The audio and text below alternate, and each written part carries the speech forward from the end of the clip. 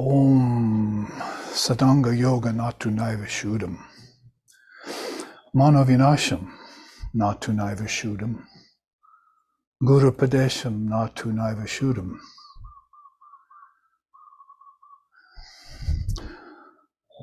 Swayam Cha Evam Swaya Cha Tattvam Om Shantihi Shantihi Shantihi.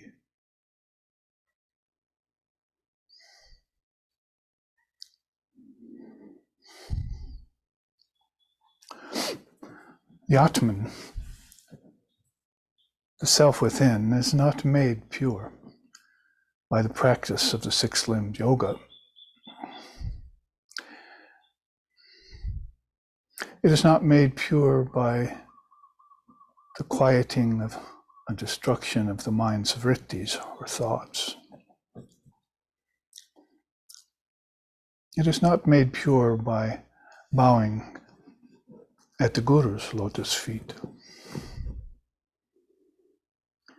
It is ever pure, beyond inception.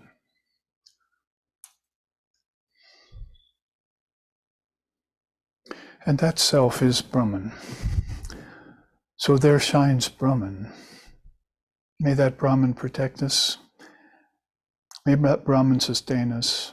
And may that Brahman illumine our thinking process. May we not find fault with each other, with the teachings, or the world. And may what we study be a source of inspiration to us eternally. Om peace, peace, peace. May peace be unto us, and may peace be unto all. Om Hari Om, Hari Om, Hari Om Tat Sat.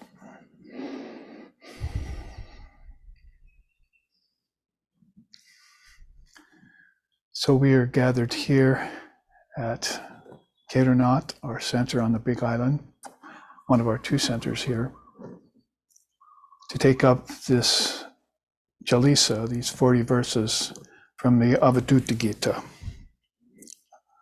this great Nondual scripture, sort of paired off with the Ashtavakra Samhita. Those two are specifically close to one another in content and non-dual teachings.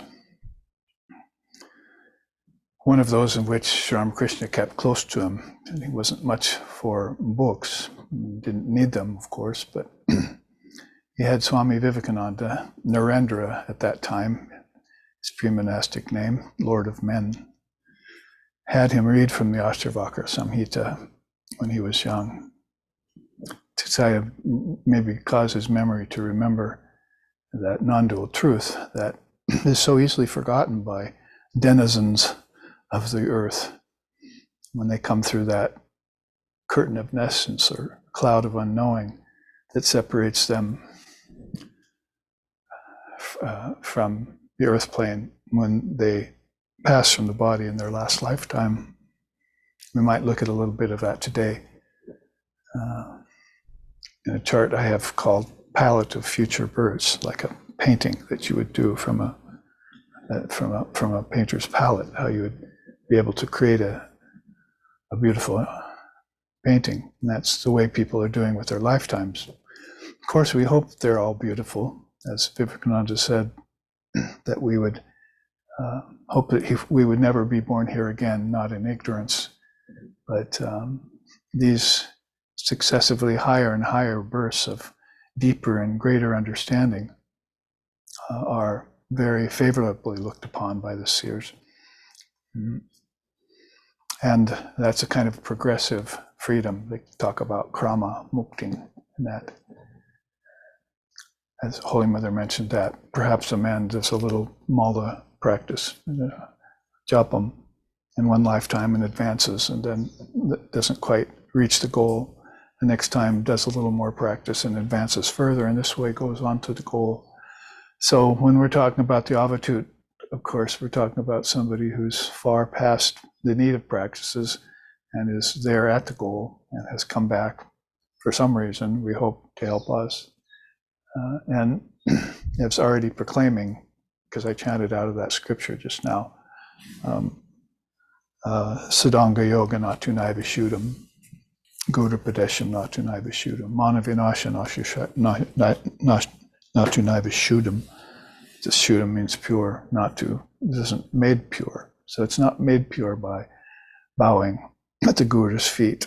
That's a bhakti path that you're talking about. It's not made pure by destroying the mind's waves in meditation. That's a Raja path you're talking about, the kingly meditation path.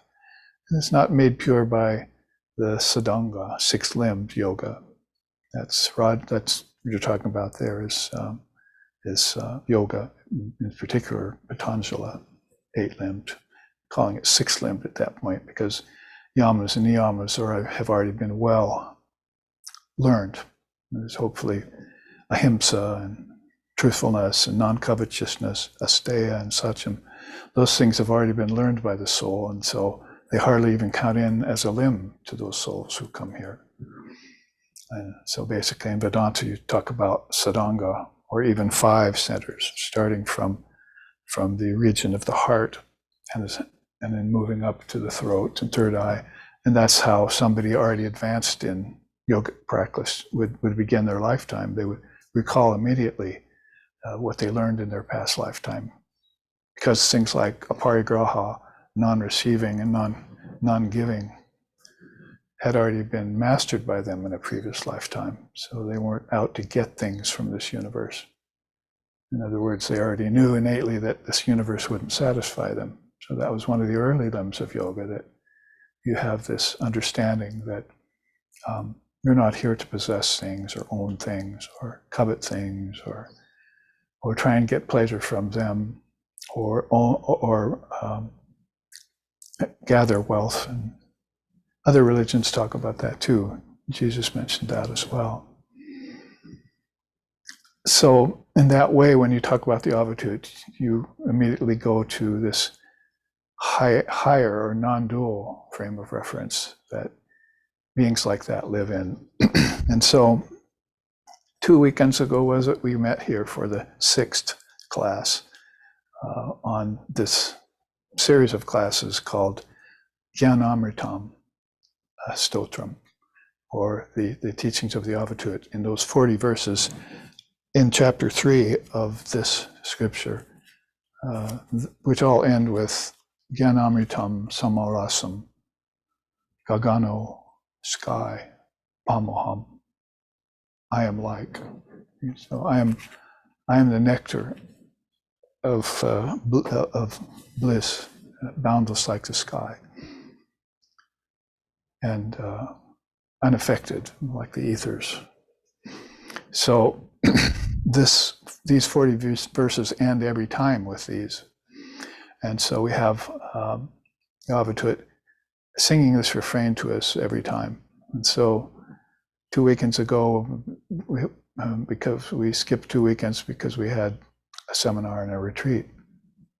So we're always busy with that kind of deep study of scriptures and going after the prize, not just assuming that it's there because you've heard that you're perfect by nature, but actually putting yourself up against the perfection that you know is there, cutting yourself in the image. We were actually talking about that at the recent retreat.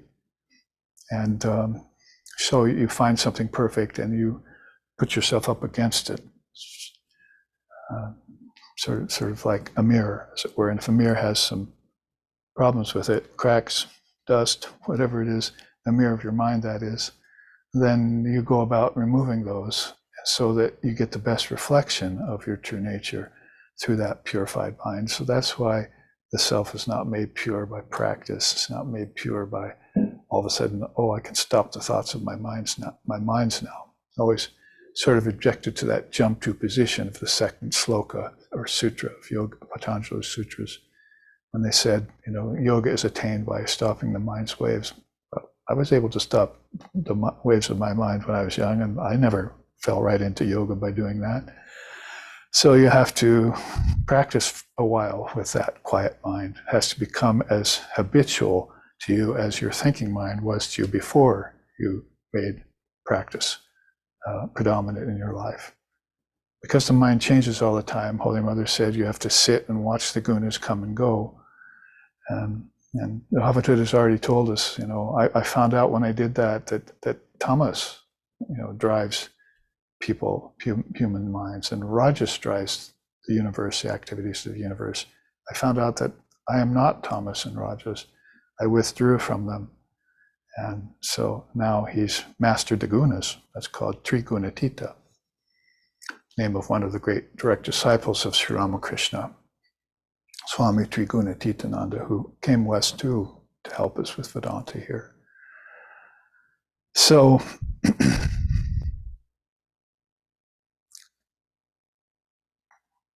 that self is not made pure by any of those avenues.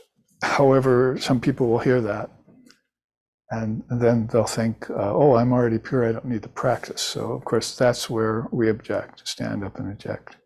We object to those pseudo-spiritual entrepreneurs who are calling themselves world gurus, who have thousands of followers and who are just pulling the wool over the eyes of all thousands or hundreds and thousands of them, like teaching them things silly like levitation or longevity of body. Oh, you can live 700 years. It's all over when you look at the internet and when you go looking at teachings that are going on. So there's a message to all of you out there who are trying to fool the people for the sake of money, is that we see you and we're not in step with you whatsoever. You have to practice these 4 yogas and you have to surrender yourself to a high ideal, and then you become humble. You don't become arrogant, and you become small in stature, not great, the great world guru and all that. Those beings are rare. So we look to Swami Vivekananda when we want to think of somebody who's so great.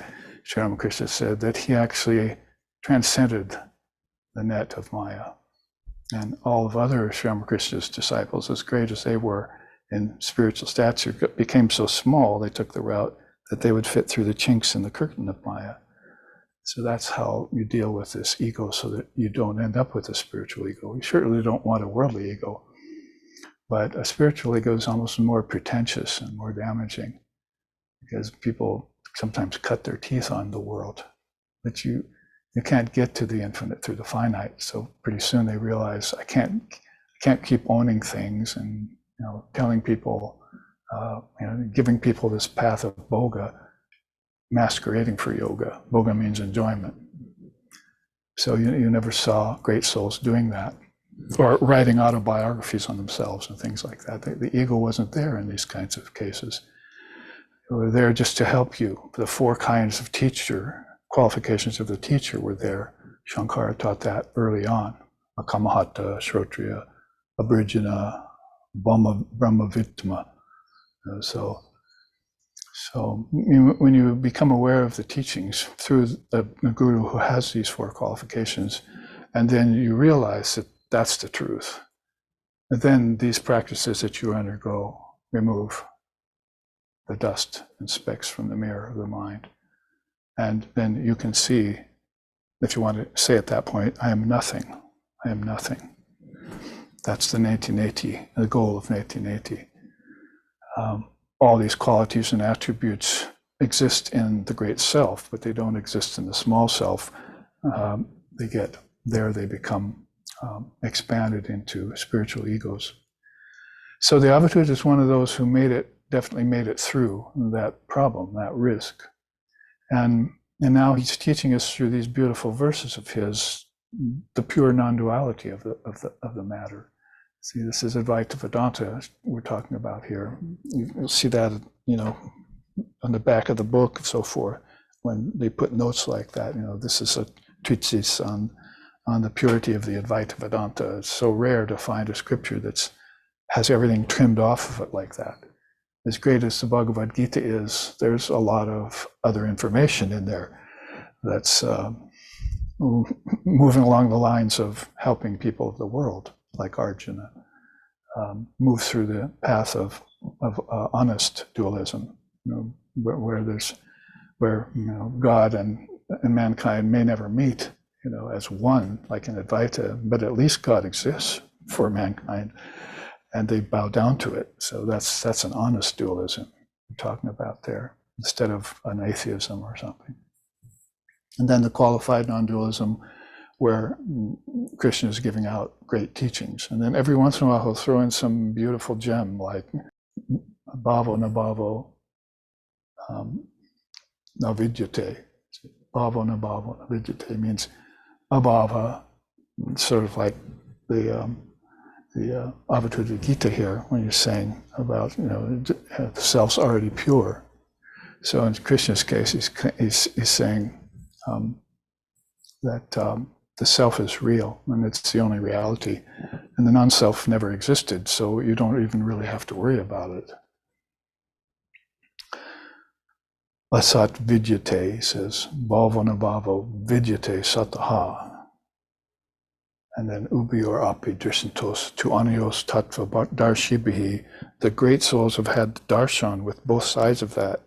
They've had darshan with the living reality, and they've had darshan with prakriti through their meditations on things changing. And so they can draw back and say, I only saw the reality in the end. I didn't see anything unreal in any of it. So the beauty of the non-dual teachings there, like from Gaudapada's Karaka and so forth, become very pronounced and act as a, I might say, kind of a manual for souls, a map where the terrain has become so elevated that there's no trails anymore. Sort of like you find a path to the mountaintop, and then there's a plateau on the mountaintop and some forests. There's nobody ever went up there and drew a map of that. You see, it wasn't drawable, it wasn't explainable, it wasn't describable. The Upanishads say that. So nobody could ever, send back a map of what I'm seeing up here. Like a man writing home to his parents, send me this, send me that. They write to him and say, okay, but bring us this from that high mountain place where you're at. Bring me this, bring me that. Bring it home with you when you come visit us. And write it to a letter in him, you see. So then a man's time for the man to go home, and he can't find the letter. So I don't know what to bring him from here. See? So he has to rush around and have people help him look for this letter that came from home, so he knows what to bring back. So those things that are of a transcendent nature, or maybe you could say that one thing that's of a transcendent nature, is indescribable, and it's not something that you can carry around with you and share it with people back home, as it were. They'd have to come to you. And so that's why holy company is necessary of that kind. I've got every vision I want from you, the Father, King Himalaya said to his daughter, who is the Divine Mother incarnate. I've got every vision, thank you, and now give me non-duality. Sorry, Father, I can't do that, she said. You have to live in the company of an illumined soul to get that. So you're going to have, in order to get that transmission of what non-duality is, because it can't be spoken, it can't be written, and can't be communicated, it can only be transmitted. And that's by the company of being in the company of somebody who has, like the Avadhut, proven to all of us that he's dwelling at that very rare air of non-dual heights, spiritually speaking. Breathless air of heights, the Chinese poet writes. See, he got up there, then could hardly breathe. It was so beautiful, and you were so high up that the rivers looked like just little tiny things twisting on the ground far below. The forest just looked like a little patch of green. So everything was seen from this transcendental non-dual position. And when we took that up with verse 13, 14, and 15, it was all samsara. Each of those verses we sang 2 weeks ago in class. Samsara santati lata nacha de kadachit. Santosha santati. Then next verse, sansara rajo nacha mi vikaraha. Santapa. So sansara is all about rajas and tamas, basically, is what he was saying. So you remember I created that chart for you that was brand new at the time, that it had the title of People's Attraction to Samsara. They had attraction to rounds of birth and death. They have an attraction to coming back into the body. And then getting caught on that wheel of birth and death. So we had those teachings about samsara. Why do people get so attached to embodied life on earth? For all those reasons of suffering and ignorance and unfulfilled pleasure and attachment to things that aren't real. Not asat vidyate bhavana bhavo, as we were just saying. And then further, Holy Mother says, wow, one of the most amazing things that she saw was that when they did get attached to that, they didn't learn their lessons, not to do it again. And so this is this attraction to samsara over and over again by souls who are not learning the lessons taught by the authentic guru when they're there, and from the revealed scriptures. You have to talk about those truths to people, get their attention, talk with them truthfully. It's not about all these phenomena around here that you have to sit and talk about for hours with people so that you make yourself look good or something. You have to sit them down and get their attention and say, now we're going to focus on this truth of existence called Brahman. First of all, there's 10 or 11 different things about Brahman I want to tell you from the scriptures, the Brahma Sutras. Now, let's talk about these. And then let's talk about all the qualities of Brahman that we talked about when I showed you this chart. When I first created it, when we started this series some 8 weeks ago or more, because there was another mainland retreat thrown into the mix. And we talked about the myth of creation, how people are, one of the reasons why they'd be circling on this circle of birth and death, samsara or kala chakra, was that they believe that they're being created and they believe that they're dying. And so we talked about that at the retreat too, over the last 2 weekends, and the seminar as well. Had a new chart for the seminar as well. All these reasons why people see nature, take it for being separate from themselves, rush to unite with it, but all the time they've forgotten that nature was a projection of the mind. So that's why we go to the Mahat and meditate upon Brahma, Vishnu, and Shiva, and the great avatars that come out of Brahma, Vishnu, and Shiva. Because then we meditate upon them and we're connecting with the cosmic mind. And the cosmic mind knows much more than the individual mind, and it must know much better than the collective mind too, since the collective mind, Lord Buddha said, the mind of the ancestors is what's recycling back to earth all the time and dying and then going to a so-called heaven, Bhuva Swaha kind of thing. And so they're always recycling and having a repeated birth and death and ignorance. But if you go to the Avadhut, he's telling you everything that we've chanted about for these last 15 verses.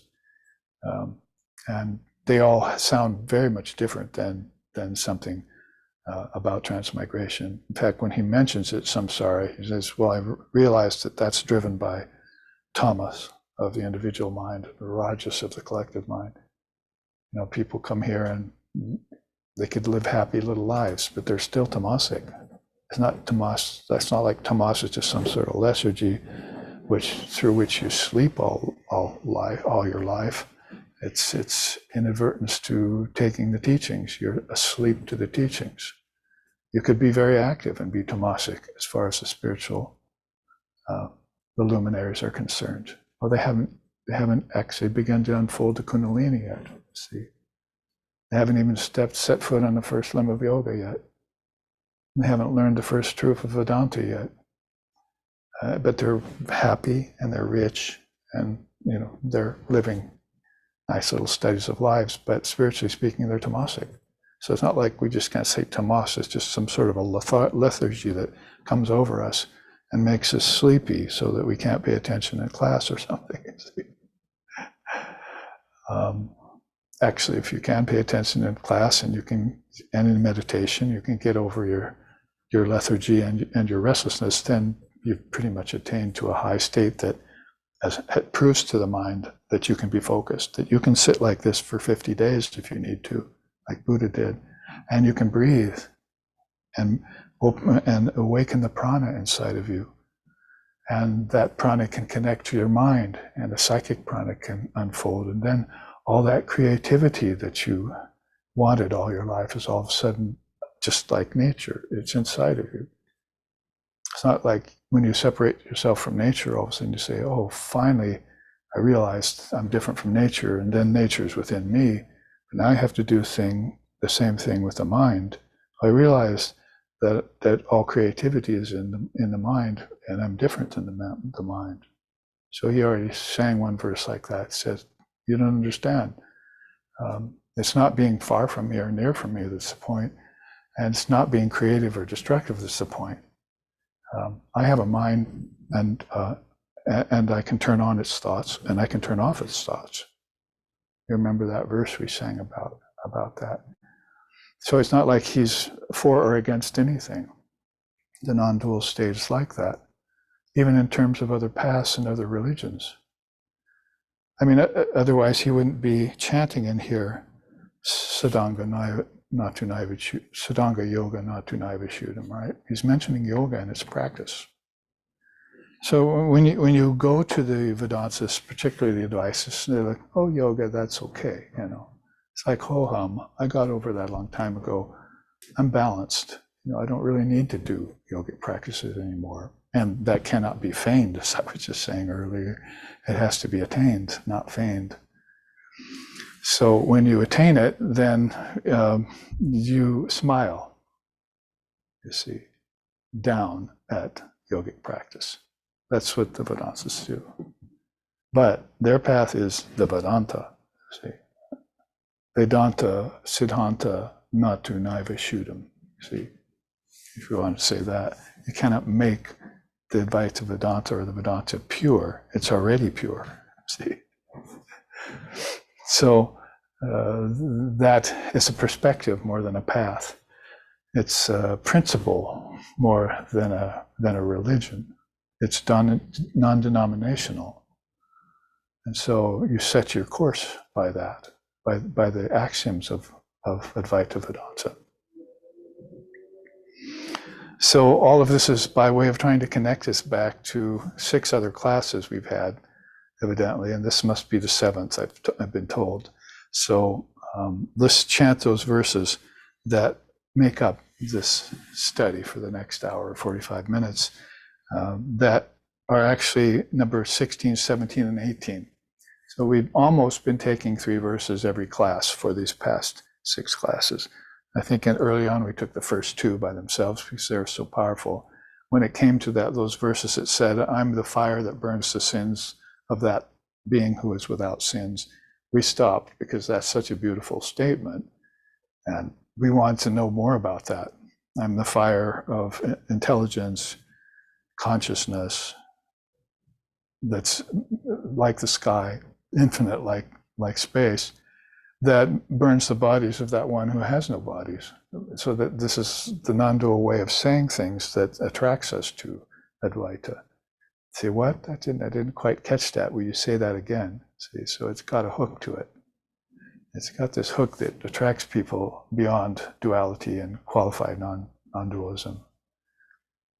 As a perspective in the world, probably qualified non-dualism is the best. Sri Ramakrishna liked that because from them he could share teachings with people. He could share his experiences of samadhi with people. He could even share his experience of non-dual samadhi with them. I know I just said that it's not describable, but how about this? I was a salt doll and I walked into an ocean. They asked him, what is your non-dual samadhi like? Well, I felt like a salt doll and I walked into an ocean.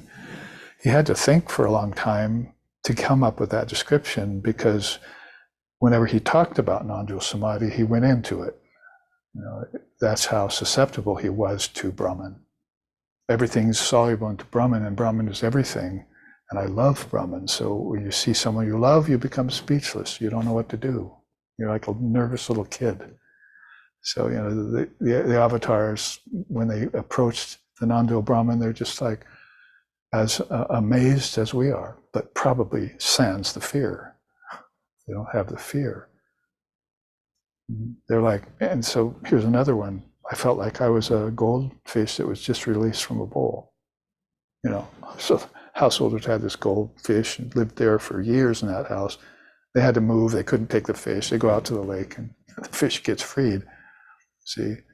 So this is how he would talk about these experiences that are inexplicable and are untenable to some people, like intellectuals and materialists, see, and not understood by pseudo-spiritual charlatans and so forth. They just feign their understanding of it, pretend it. Ask them to levitate, they can't. That's what they're teaching. So this is a way of speaking non-duality, and the Avadhut has his own special way of doing that. I mean, I felt like a bird that soared so high, you know, into the Mahakasha, he said. So there was another space beyond the Chittakasha that he's talking about, and he calls it the Mahakasha. It's where his mind soared like a bird. And like Buddha in Nirvana, lost for days. Like Christ in the wilderness, lost for days.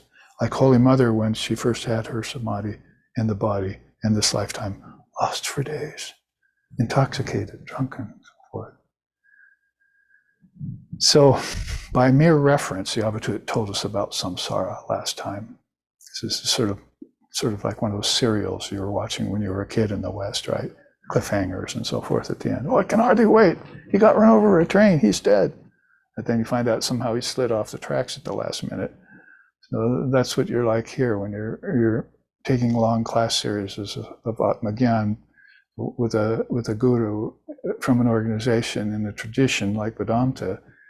You want to find out what happens next. So he referred to samsara, and we looked at how people were so attracted to it. Now he just shifts. If in the verse 15 to verse 16, all of a sudden he's going from samsara to niskampa. And niskampa means, you know, it's got several meanings. The best meaning for this is reduced. You know, it's just reduced. So in niskampa, you cannot really reduce Brahman into sections, separations. So you can see in samsara, somehow Maya succeeded in doing that, right?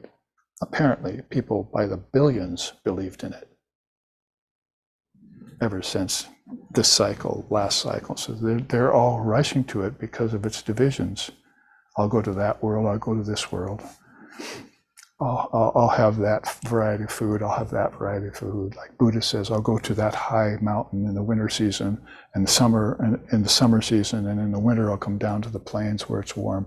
So they're always shifting back and forth like this.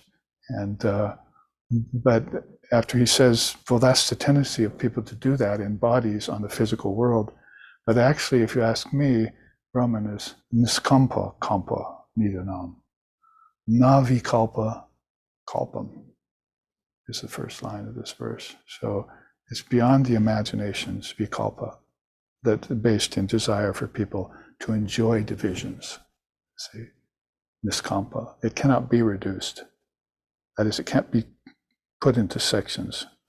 Like we walked out of the open sky, you know, half hour ago, and now we're in a little house, you see. And you couldn't do that with Brahman. You'd have to be a salt doll and give yourself up in order to know that Brahman is without divisions. And you know, you're not able to reduce it to any kind of compartment. You can't compartmentalize it. So he sings like that.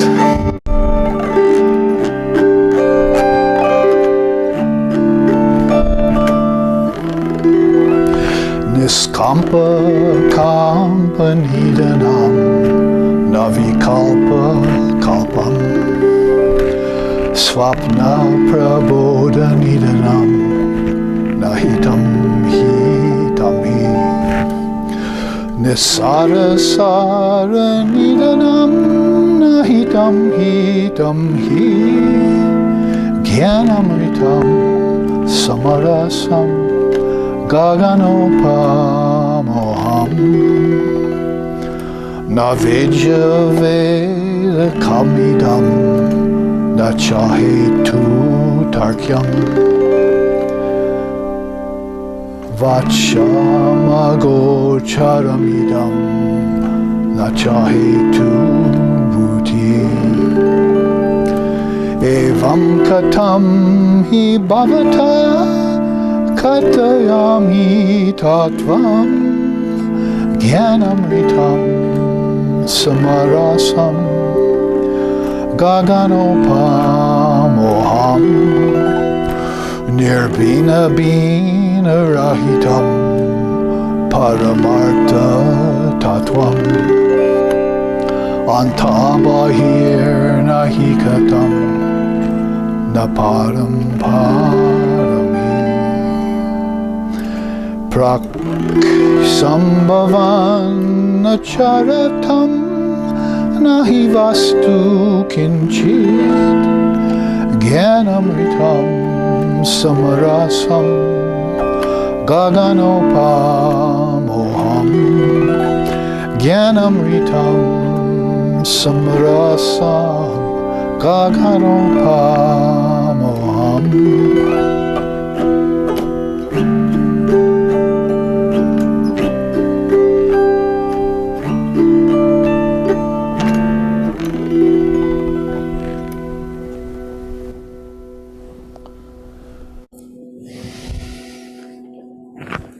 So in his inimitable way, he sings about this nondual Brahman and its indivisible nature. And in the English, it would read much like this. Stillness and vibration, along with doubt and determination, disappear in the ultimate Brahman. So does the duality of virtue and vice, thus morality and immorality as well. Even the waking state and dreaming state dissolve there. All along, I am pure existence, wisdom and bliss, as boundless as the sky, infinite like space. You ask about Brahman? How can I speak of what transcends speech and its words, mind and its conceptions, intellect and its reasoning power, the knower and its knowledge? I only know that I am pure existence, wisdom, and bliss, as boundless as the sky and infinite like space. One cannot divide what is indivisible or assign indivisibility a description. Incarnating out and involving back in is senseless to the ever-stationary Brahman. Being originless, it has no past. Being eternal, it defies non-existence. And so you see, I've realized I am pure existence, wisdom, and bliss, as boundless as the sky, infinite like space. So these three verses are what we want to look at today. And we can jump right into them with this chart about the word Om. As he starts out, as you saw and heard, that stillness and vibration dissolve away into Brahman. So we might want to look at one of the eternal principles of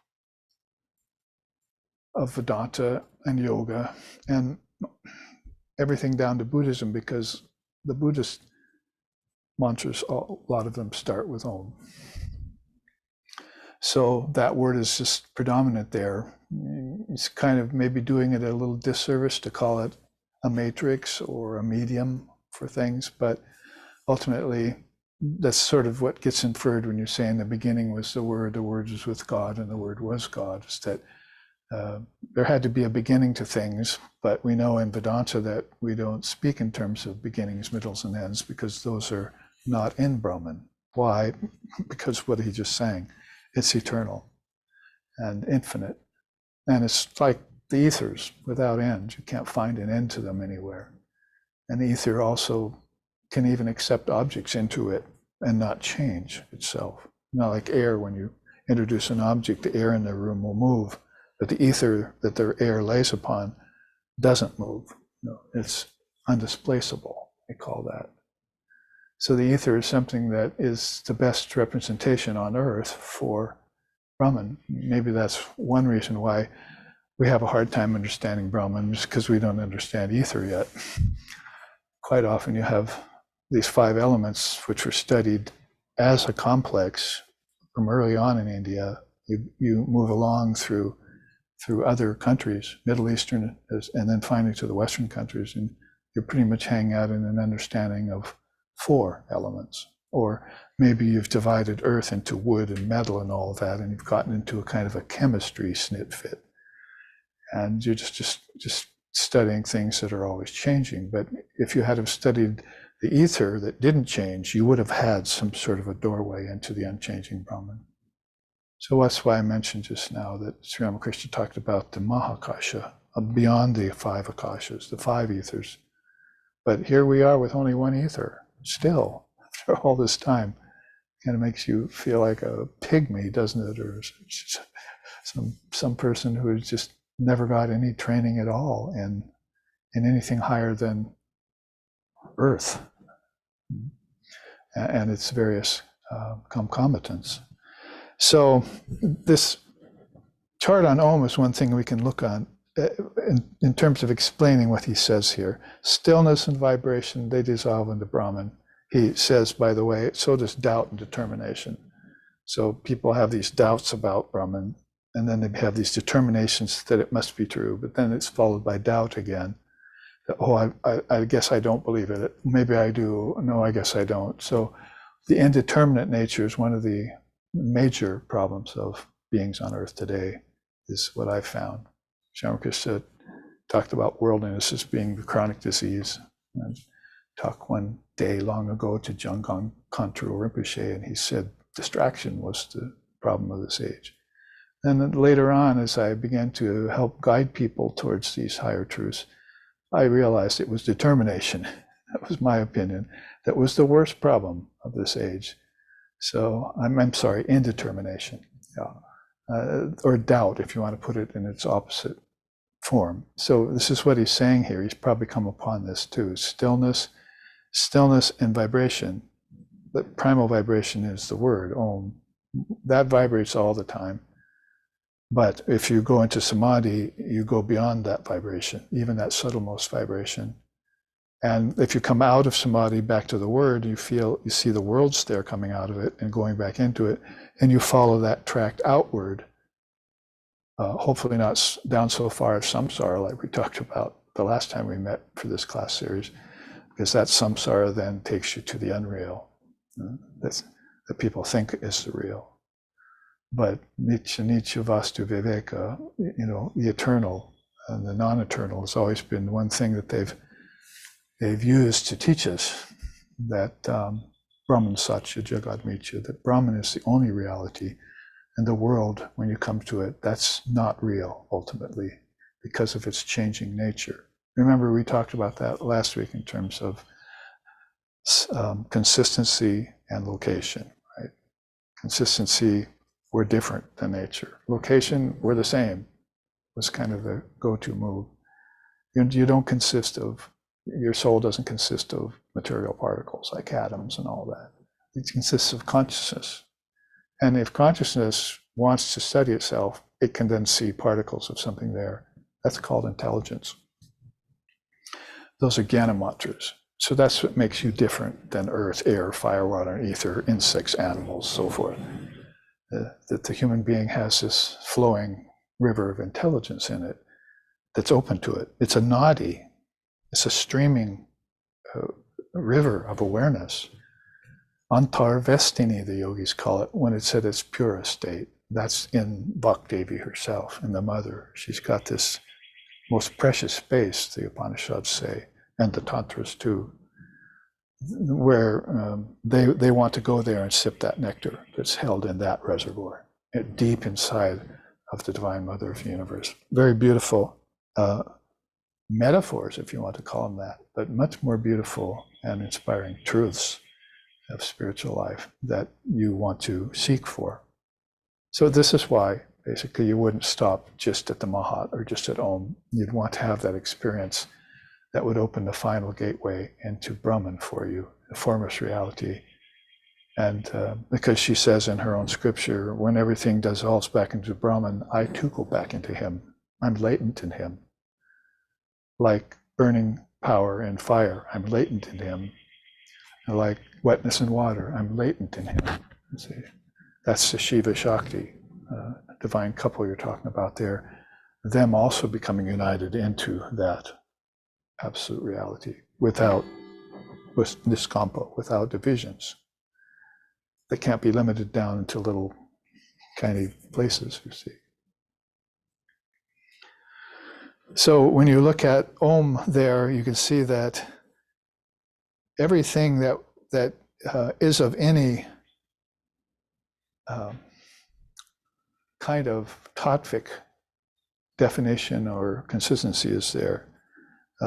Coming off that bell that's sounding, including that very ocean itself. I don't know if you can see that me in the beach there, that's on Oahu.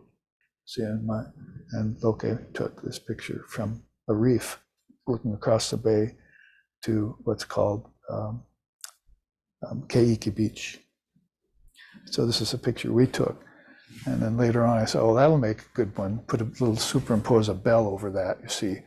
And then we'll see how everything comes out, like waves out of an ocean, like sand on a beach, like trees out of a mountain. You know, wherever you look, there's a substratum of consciousness, which is unmoving. And then there's this dynamic power that's moving on top of it. And it happens not just with insentient things, like elements that don't have an intelligence in them. They move because of prana. See? But it also happens to intelligent beings when they start meditating and mano vinasha not tunaiva shuddham. They might find out how to destroy vinasha, the waves of the mind. That might not get them full enlightenment, but that will take them very close to the ocean of awareness. So you've got samsara sagara, you've got jnana sagara, and you've got ananda sagara, right? You've got the ocean of water, you've got the ocean of suffering, samsara sagara, which is the waves of suffering people.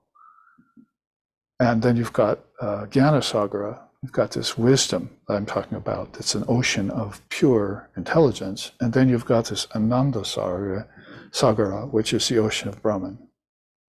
Without shores, boundless, infinite, cannot plumb the depths of it, kind of thing. So think about that when you just look at this beautiful ocean here in Hawaii, which we could get to in about 2 hours if we jumped on a plane here and flew across the bay between here and Maui and Oahu. So taking the bell there and putting on top of that, and then assigning all these tattvas to it was a lot of fun, actually. You can see there, remember what we're talking about here in terms of the Avadhut's teaching, is that stillness and vibration, they all go away in Brahman. So all of these things go away as they come back to the first uttered word, Om. But then what we're talking here is they come out of Om too. This is like there's a stillness now, right? And I start speaking, and there's, from the source of the speaker come out these vibrations, and they come across the ether and they hit the ears, and there's hopefully something in them that attracts the hearer, and that for us that would be intelligence. Are those words carrying intelligence with them? I hope so, because that's what I'm here for. See, so I want to hear this wisdom and then imbibe it and take it in, just like that nectar. In the Antarveshtini, it's closer I can get to that and sip it, quaff it, then the wiser I will become. See, the more in the know I will become of the whole cosmic process, and then open the gate to the non-dual Brahman and have samadhi. I'm quoting Shankara. Have samadhi, he says in the Vivekananda. He says a beautiful sloka, and then at the end of he ends it with, and so have samadhi. So it sounds a lot like he's getting ready for the advent of Sri Ramakrishna, who came to have samadhi in front of us. In fact, he came to have samadhi in front of the whole world now, if the world will look, because that was called attention to by Vivekananda coming to America with the Vedanta in 1893. And then he talked about his master, and all of a sudden you've got this opening to this new avatar they call Kali Yuga avatar, that who said, and it might even be here somewhere, here, let's read his top quote because it's naturally come up. He says, "It has been revealed to me that there exists an ocean of consciousness that is without limit. From it comes all things of the relative plane," all these things coming out. "Therefore, I give the illustration of the bell's sound, tom, or T-A-M, or T-O-M. The strike of the bell is like the falling of a great weight into the ocean. Waves rise on all sides." Like, think about it, a huge meteor coming out of the sky and hitting the Pacific Ocean. You know, what that would do, what a spectacle that would be, externally speaking. But spiritual speaking, the relative rises from the absolute. The causal, subtle, and gross worlds and bodies appear out of the great cause, or great cause would be Om. The waking, dreaming, and deep sleep phases arise out of Turiya, another way of saying it. So the fourth state of consciousness beyond waking, dreaming, and deep sleep, which we will look at in a minute, rise out of that, of Turiya, that fourth state, that great cause. And just as millions of Brahmandas, that means worlds, rise in the ocean of Chitakasha, they merge in it again. The Leela merges into the Nitya. So, you know, if you were to take just this one saying out of the Gospel of Sri Ramakrishna, you'd have 4 different philosophies to study there.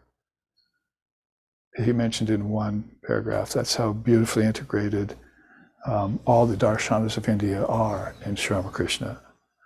Because we already know Sarvadeva, Devi, Swarpaya, all the gods and goddesses have also been concentrated in him. So now you can be a worshiper of Ganesh, Krishna, Shiva, Ram, whatever, and still you can say Sri Ramakrishna's name and it will be inclusive of all the deities. Sarva, Deva, Devi, all the gods and goddesses are there in him. In the same way, all the religions are there in him from the universal standpoint. So, and all the philosophies then also there in him, Vedanta, yoga, and so forth.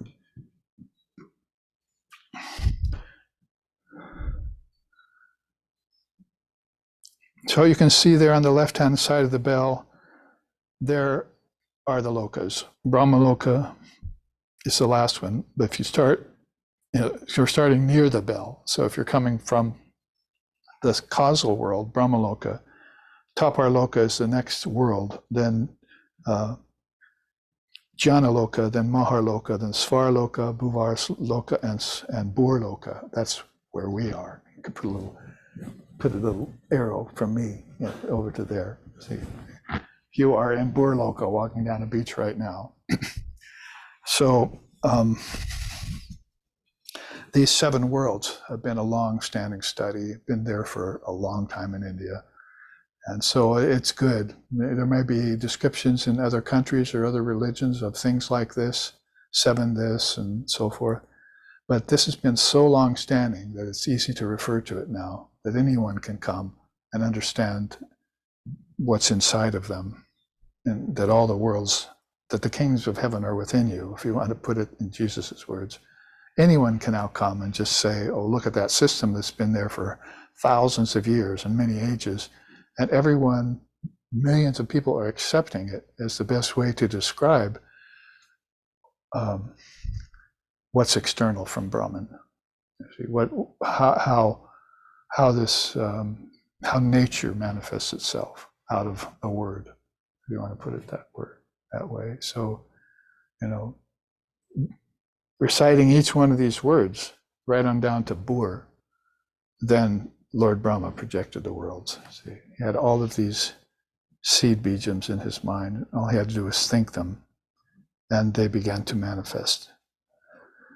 Because Sri Ramakrishna said, when I first saw the word, I saw all the worlds coming out of it, and I saw them going back into it, and no time was passing. That's just like one of the most profound sayings I've ever talk about, trying to describe something like samadhi, but trying to describe the word is even harder. But look how he did it.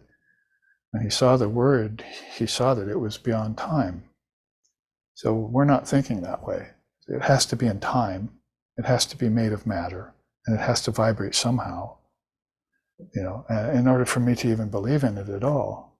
But the reason that we don't know about these worlds and these lokas and these akashas and all of these other assignments to the word is that we're caught in time. My teacher used to always say that. Peace and blessings be upon him. Says you're still caught in time and space. So there you are, his first word, niskampa, right? Shall we just stop and meditate on that word for a while and try and break through this concept we have in our heads that we're somehow trapped in space and time? Or realize that that's because we are trapped in space and time, we've convinced ourselves of it. That's why we don't know about these other worlds outside of us. Except where? Here. In waking, dreaming, and deep sleep. So I'm going to jump right there. Goodbye, Om, because we could go through this chart and it would take the rest of this class and more. But basically, you've got all the worlds. We at least said that much coming out of that sound. What is it? Kam, T is the striking of the bell, O is the sound that comes out from the bell and sustains for a while, finally dissipates, and Om is the dissipation back. That's like Brahma, Vishnu, and Shiva does, you see. That's how they, how everything comes out of this primal vibration. And because it's beyond time, they have to call it something special. So they say it's the unstruck sound. And number two, they always say it strikes itself. And so those are two ways people who are still thinking about cause and effect, as being the ultimate truth, which it isn't, but it's something that karma that you have to get beyond. Philosophically speaking, that's the way, the first things they tell you to try and get you over this limited way of thinking. So basically, it's unstruck and it strikes itself. So kind of a conundrum, no doubt.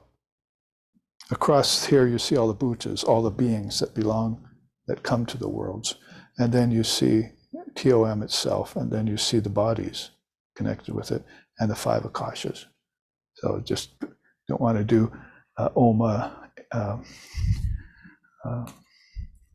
a discredit here, but we want to move on to this class to go through his verses. So he says, stillness and vibration, doubt and determination, they all go back and disappear, dissolve into the ultimate reality called Brahman. And then the next thing he says is, even the waking state and dreaming state dissolve away there. And so that's what here, waking, dreaming, and deep sleep, you see, and Turiya beyond it. Remember, we just read, Sri Ramakrishna says, it all rises up out of Turiya after deep sleep, dreaming, and waking. So this is how waking, Jagrat, Swapna, dreaming, and Sushupti, deep sleep, dissolve into Turiya. And then out of Turiya they come. So the human being has these 3 states of its consciousness. And if it knows them, then it can sport in these 7 worlds without risk, right? We've had that teaching before. If it doesn't know them, it remains nishkampa. It remains restricted only to the physical world in the waking state. So people cannot relate to anything else than that, philosophically. I'm a physical being living in a physical world, and my waking state's the only thing that's real to me. And so dreams are phantoms of your imagination. Deep sleep doesn't even occur that you even went into it, so it's not something that you'll be looking at. But the philosophers look deeply at it. They said, what happened to me in deep sleep when that ego went away, that ego that was such a problem there in waking, and it then got itself into different dreams and nightmares in the swapna state, and then said, then went into deep sleep and everything went away, you see. So that's what you have when you look at the Advaita Vedanta's look. So let's go on with this verse when he says, waking and dreaming state disappear also into Brahman. Now that we've had the word as the explanation for how stillness and vibration both disappear into Brahman. You can see all stillness, and then the word strikes itself, it occurs, and Lord Brahma and Vishnu and Lord Shiva take it and take it and make it into worlds, see? And then all the way down to these akashas, and beings are then some beings are meditating on this and seeing how it happens. They're interested in how this vibration will turn out. And they're also interested in how to make sure that I don't get caught in it, like the samsaric wheel we had last time. And I can move back into my source as an observer or as a witness of all of this. Well, that's why it segues nice into this chart about waking, dreaming, and deep sleep, again, which we will go through quickly. What does the waking state appear to us as? It turns us into an individual. And so I won't explain the whole waking shape. I'm going to make by associations. What does the dream state do to us? It makes us into a dreamer. So in waking state, we're an enjoyer. In deep sleep state, we're a dreamer. In waking state, the physical universe is our location. In dreaming state, our mental realm is our location. Very nice, because then if you want to know where you go in sleep tonight, you can tell your children now. You go into the subtle realm, you go into your mind. That's where heaven is, my child. Be careful, hell's also there. Until you know how to navigate it. So heaven isn't somewhere out there and hell's not somewhere below you. That's just superstition, metaphoric at best. But now you know that when you go to sleep at night, you go in, you open up these nadis or nerve passages, and you go into your subtle body. And this is Gaudapada's way of explaining these three states of consciousness, and the Turiya, which is beyond it, that Sri Ramakrishna mentions here, and this chart also mentions. All right, so those two we took up. Then how about back to the waking state? In the individual, we're called Vishma, and in the dreaming state, we're called Taijasa. So Vishva means, the one who's aware of an individual existence. Taijasa means one who's aware of intelligence, is becoming aware of intelligence, is beginning to shine. Taijasa, you see. So it's beginning to realize that there's more than just a waking state there, that it is alive in the dream state. And that's a subtler state. It's not a imagination necessarily. Why Ramana Maharshi called it, right? Dream number one, dream number two. You got to awaken from both of them. So you can see that you're dreaming in a certain way out here with solid objects, and those solid objects are made out of your thought. So when you go back into dreaming tonight, you're taking them solidity and liquidity and all that away from them, and you're putting them into the dream state, and the objects are of a dream nature there. You have dream water, dream earth, dream fire, dream air. You're a butterfly, you see, flying in the dream air. I had a rebirth as a butterfly, and people laugh about it. But it's actually not to be taken literally that way. It's be taken in states.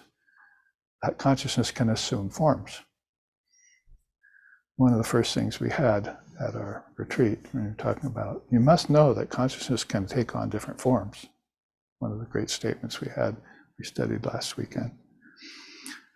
So let's keep with the dreaming and waking state, because that's all that he mentioned here. He says, the duality of virtue and vice, morality and immorality as well, even the waking state and dream state dissolve away there. There with a capital T means Brahman. And he follows it by saying, I am that Brahman. You are that Brahman. And a couple verses later, he changes the I to you, because he's wanting to give you this transmission, see, I'm saying this and you're going, wow, you're so great or something, or wow, you've mastered this, or you've had this great epiphany. Then he all of a sudden shifts and says, you too are that Brahman. So he's trying to convince you to get beyond this kampa and samsara and all these things which he has to mention by way of words, so that you realize your true nature and waken up from the dreams. And deep sleep will be the sign of that, called sushupti, a very powerful word because it's also a type of samadhi. Deep sleep is a kind of samadhi. When it's there, they call that nidra samadhi, sleep samadhi.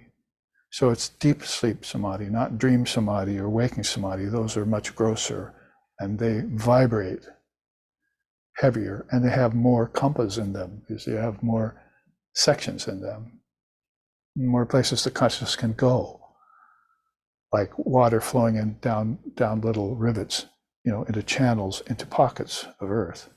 You can't, it's just flowing so fast you can't see them all do that. Consciousness likes to do that. Wow, look at that. It's like kids getting into a new house. I want this room, I want that room.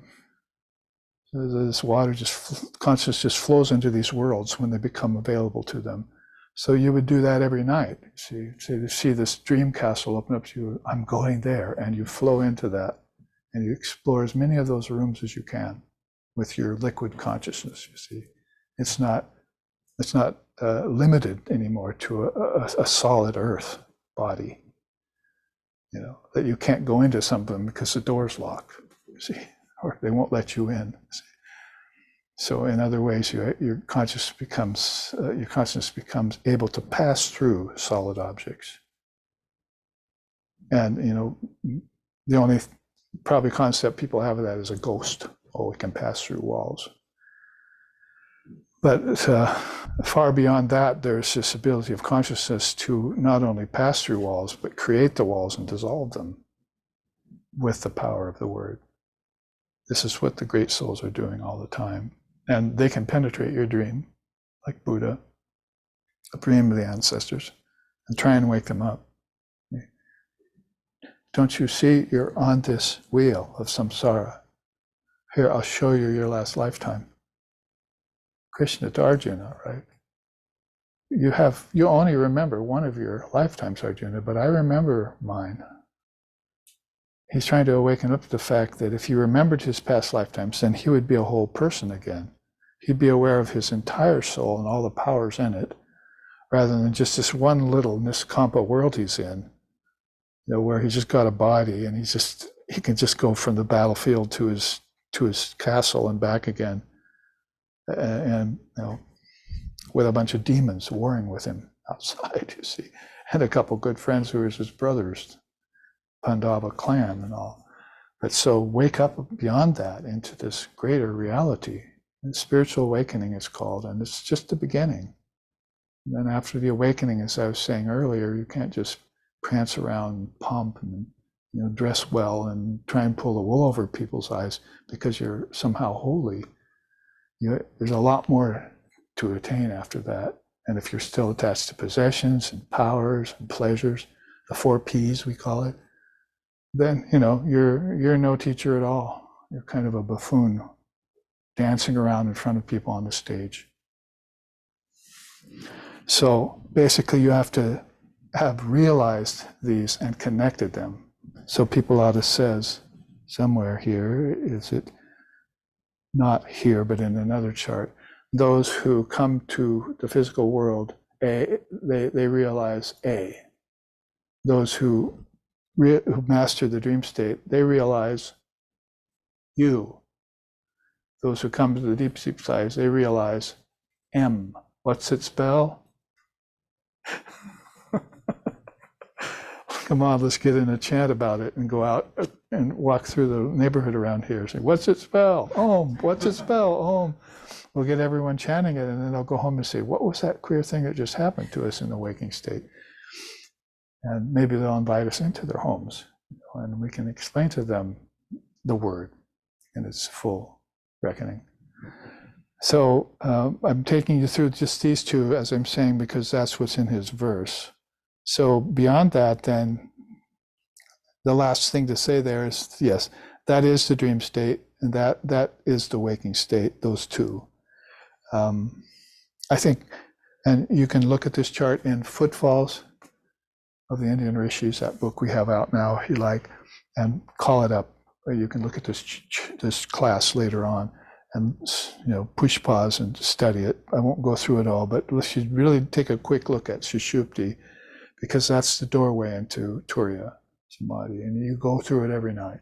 So you go into this deep sleep, and you come out not aware of what you saw there. But if you ask your friend, how'd you sleep last night? Great. It's probably because he had gone into deep sleep. And if you ask your friend, how'd you sleep last night? And he said, not very good. I'm restless. I'm tired. He probably didn't go into deep sleep very long. He probably dreamt. And so he spun his wheels for hours. My 8 hours sleep was like, was 8 hours of rajas. This driving the world was 8 hours of fear, hope, doubt, indetermination, right? Those all disappeared for the Avadhut, because the next thing he says is the waking state and dreaming state also disappear there. So when he talks about morality, immorality, vice, virtue, and doubt and determination, isn't it pretty obvious then when you look at it that those are the things that go on in people's waking and dream state? They experience them in waking, they take them into dream with them, and they come out a nervous wreck. Gaudapada uses that here. People who do not, so I'm back to what I was saying about the Rishi Peoplada, those who do not connect the A with you and the AU with them, they become nervous wrecks. And they wander the worlds, these three worlds, they wander the worlds without ever knowing themselves. So back to our samsara chart, last time we met for this series, right? That's what we're trying to say about people not understanding, if you want to jump to the chase, that nature's inside of them. It's not outside of them, and then they go and get born in it. And it's all the wrong orientation. It's inside of them, and they select their bodies and they select things, and that's kind of what I want to go to next, if we can have the time for it, is this whole palette of consciousness, how souls that are learning, like say Arjuna on the battlefield, he'll go home after the battle's over as the victor, and he'll think to himself, gee, Sri Krishna showed me that he was God. Number two, he told me that I had other births. And these were told to him on the battlefield, so these are going to stick in his mind. Every time he sees violence, every time he sees evil, every time he sees chaos, he's going to think of Sri Krishna on the battlefield, right? So this is the positive thing about negative things that happen to you. If they happen to you as you're seeking in spiritual life, they'll stick with you. If they happen to you just in the world, they'll betray you, see, and you'll fall into hell. You won't get deep sleep. So in the midst of seeking, negative things happen to you, that's good. In the midst of non-seeking, they happen to you, that's not good. See, that's not good.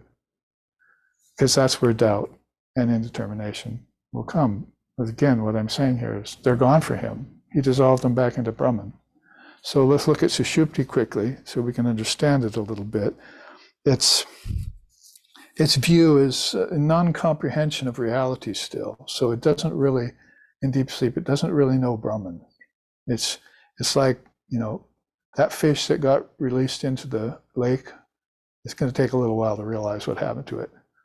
It's got to explore the shores. It's got to see there are bigger fish there, maybe. So in that way, when somebody goes into deep sleep and masters that state, which is kind of rare, they're going to have to know what happened to them when they left waking and dreaming behind. And this is death. This is why people don't realize what happens to them for a long time after they die. The soul is stunned. It's in fear. It's in indetermination. It has doubt when it passes. So it's just like going into deep sleep blind. It's like that fish going into the lake without any preparation whatsoever. And so people get scared and they turn off, and then they can't paint a picture of their next lifetime very nicely. Isn't it obvious? Because people are coming back here suffering. They're coming back here ignorant. They're coming back here with evil intentions to hurt others. They're coming back here to pull the wool over other people's eyes in the name of spiritual growth. I'm repeating this subject because of what I have been seeing recently in terms of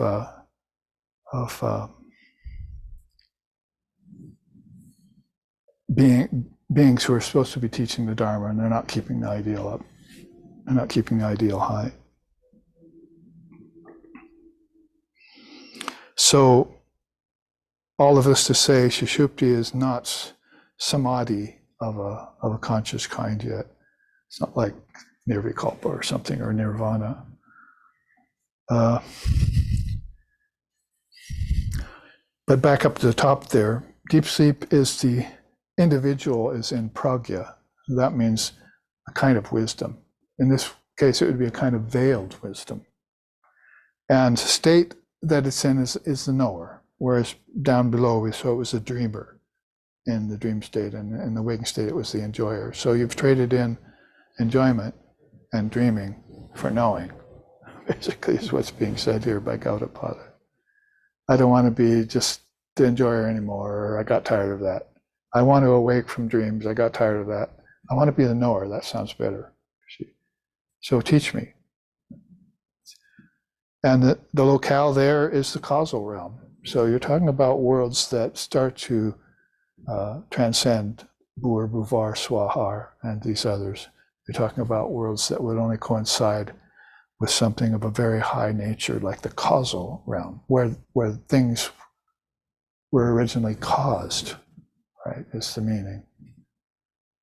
You'd have to go back to a cause. Isn't that what he said here? A great cause. So he went back inside his meditation to a great cause.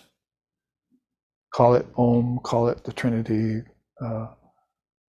whatever you want to use, whatever word in whatever period of Indian philosophy, the idea is clear, that you're going to a causal state where things that are trailing after it cannot go. See, like your ignorance. I left my ignorance behind. I'm not the dreamer anymore. I realized I was dreaming. So when you go into a causal state, the idea of dreaming starts to trail off of you, and then you look back and those strands are falling away. I don't dream anymore. Brahman never dreams. It's ridiculous to think that the Atman dreams. I'm quoting Vivekananda now. It never dreams. So you came under the ignorance that you were a dreamer, and it stuck to you. Then when you went into deep sleep with more consciousness, like say after doing the japa and meditating for a while, and then all of a sudden that dream haze that was holding on to your mind, as you strove to go into meditation deeper to a causal state, began to melt away, just like an iceberg in a flame. And those tracers went off you, and you can see them fall away behind you. You're not a dreamer anymore. Now I'm a knower. I hope I'm conveying some of the subtle beauty about that and the freedom that comes upon the soul who feels that.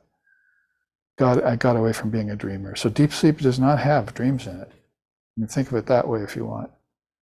It does not have waking nightmares in it either. Like, I have to go to work, or time to cook another meal, I have to go to the bathroom or something. None of that is there anymore.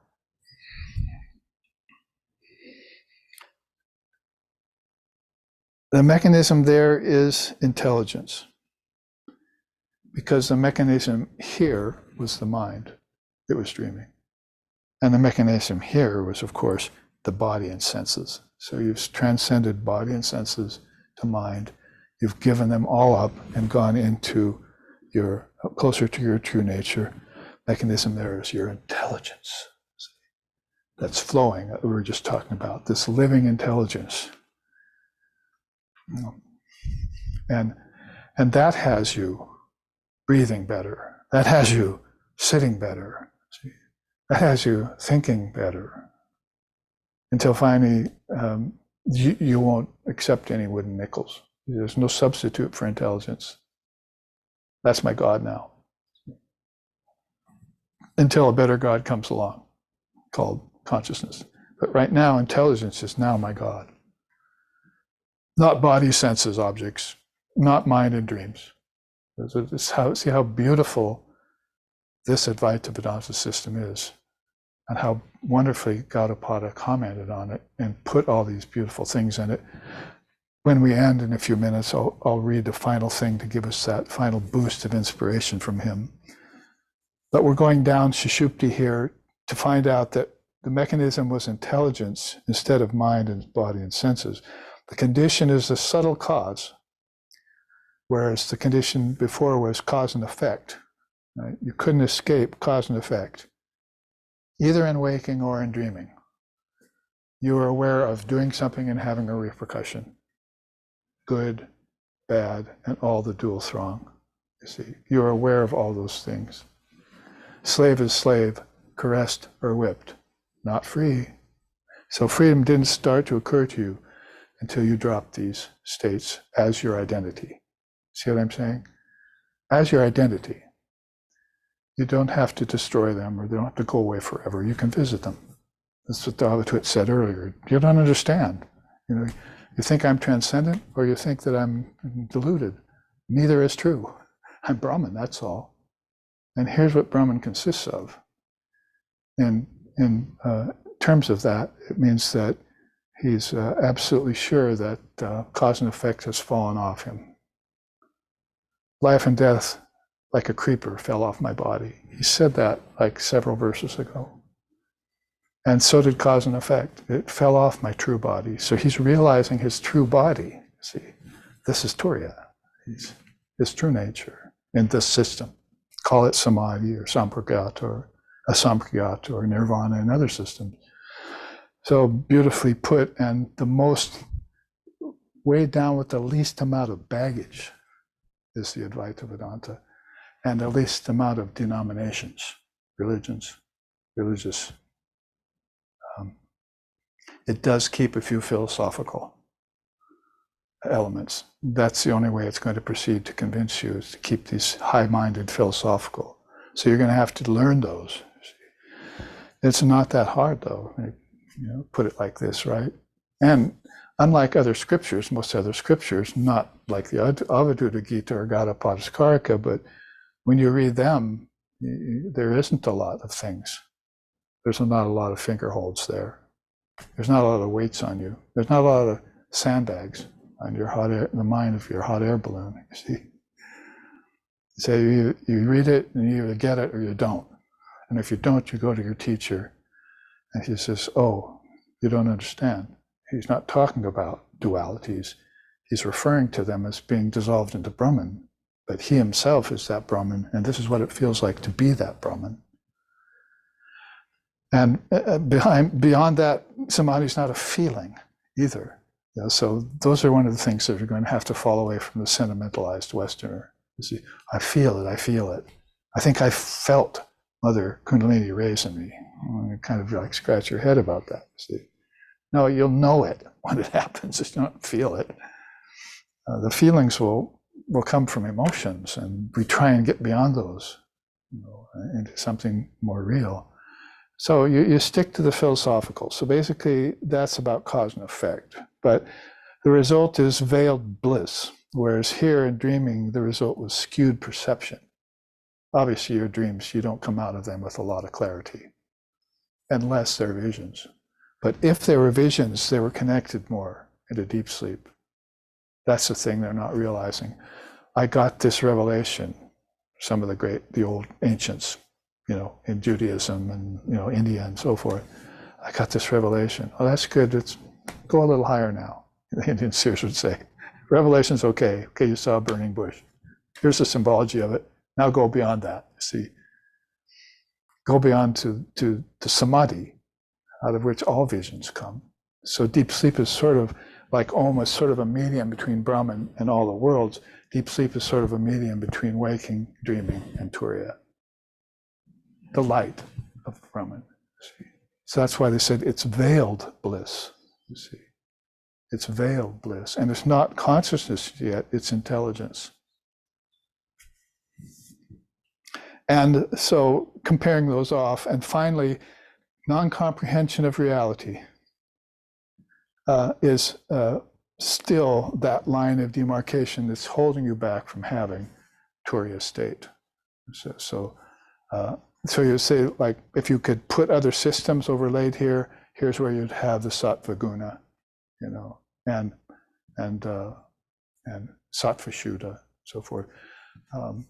Because you're feeling that bliss in deep sleep, it accords to what yoga says, is that subtle bliss is one of the, Patanjali says, subtle bliss is one of the 4 impediments to samadhi. You can see where that would fit here. Subtle bliss is one of the impediments to samadhi. The other being tamas, sleepiness, rajas, restlessness, dreaming, and cause and effect, right? Isn't it, right? Abhinivesha, you know, that cause and effect, pleasure and pain, so forth.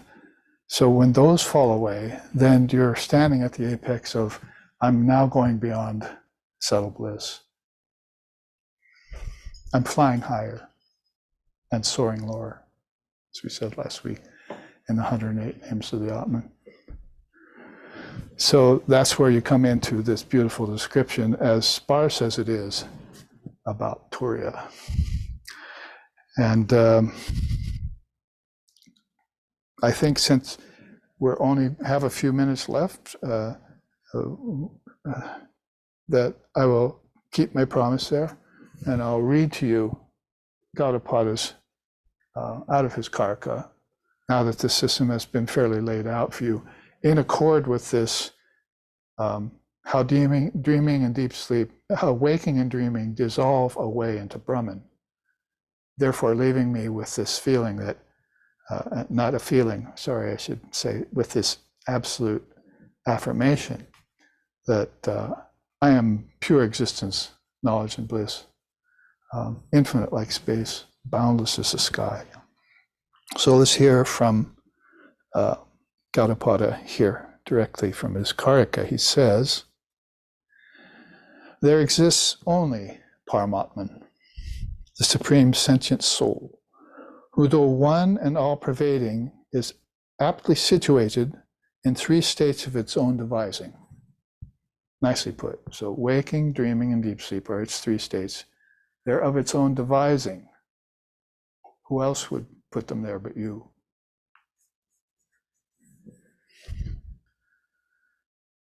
It enjoys Vishva in the gross waking state through body and senses, experiences the subtle dream realms, Taijasa, via the projecting mind, and is the knower of pragya, wisdom, in deep sleep, via the intelligence of the heart. And there again, mating off the heart, loka, or chakra, you know, with these worlds of the heart. The enjoyer and the enjoyed, that one who retains awareness of non-duality, yet who knows these two to be separate, although he enjoys, is never contaminated thereby. Now, there's a non-dual rendering of enjoyment and non-enjoyment, or how to enjoy with, like Vivekananda said, exquisite enjoyment. Nobody really has exquisite enjoyment, and very rarely do they have exquisite suffering. So when suffering and enjoyment come, they should be 100% enjoyed or suffered. So you should just take them on as from this standpoint of I am invisible, indivisible like the sky. I'm boundless like the earther. So anything comes into me cannot taint it like the ether. Smoke can taint a sky, but it can't taint the ether. See, the ether is untouched, remains untouched. So that's a kind of summation of this. But now, in the final minutes, let's read this out of his Karka too. Perceiving the suffering of this finite world, one should turn to the Atman, the unborn, who is infinite. When mind enters Atman, its variances are seen as unreal, and peace descends. Variances, niskampa, right? Like back to what we're talking about here. Doubt, determination. Its variances are gone when it enters the Atman.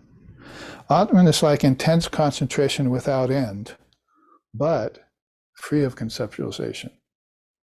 So thoughts disappeared, concepts disappeared, and it went into the original state of itself, like going into Om, going beyond the first vibration. It went into the light where cause and effect was not.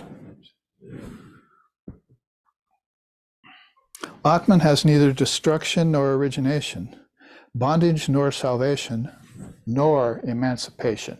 That's a very good, see. Oh, I'm bound, so I'm going to get free. Now I'm emancipated. Atman didn't have any of those three in the first place. So that was you having those. Oh, I'm bound now, see, to the waking state. Oh, now I'm a little bit freer, but I'm dreaming, and I wake up back to being bound again, you see. Now I'm emancipated into deep sleep, right? But then I came out of those two and came back to dreaming and waking. So deep sleep was fine, but it didn't last. So he's talking in that way, beyond bondage, liberation, and emancipation. That is bondage, liberation from that bondage, and then liberation from both the idea that I'm bound or I'm free. This is Advaitic language at its best. And my teacher taught Gaudapada it. Even when he did it, he'd start off his talks. I salute Gaudapada because he was an illumined soul. He would say that several times in our hearing.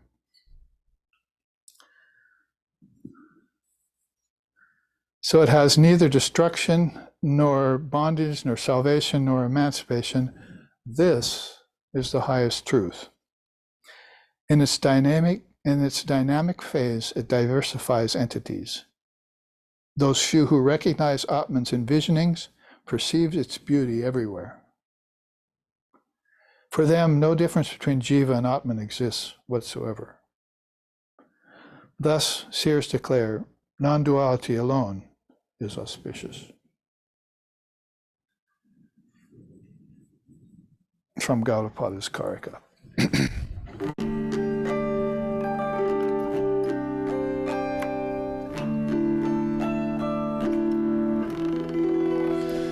Jnanamritam samorasam gaganopamoham.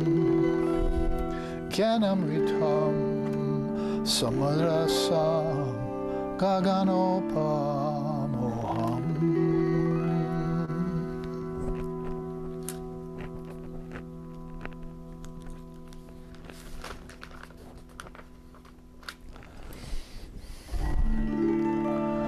Mata Shama Sundari Ramachandra Pituge Jagadamba Bhavatarini Utirile Navade Agahana Krishna Saptami Punita Guruvar Hua Sharada Kaparama Karunamaya Avatar Karunamaya Avatar